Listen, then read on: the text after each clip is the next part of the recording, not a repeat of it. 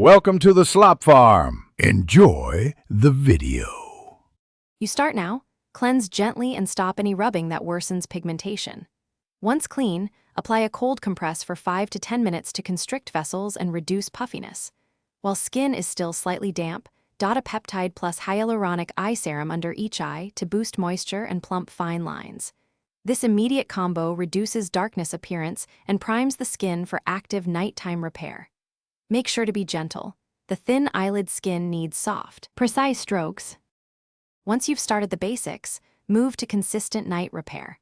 Apply a low-concentration retinoid around the orbital bone 2 to 3 nights per week, increasing frequency slowly to avoid irritation. Retinoids boost collagen and thin hyperpigmented layers over months, which is why patience matters. Follow with a nourishing eye cream that contains ceramides and peptides to restore barrier function. In the morning, make sure to use broad-spectrum SPF to prevent relapse. Sunscreen is essential to lock in progress and prevent pigment from returning. To finish, let your treatments fully absorb before applying makeup.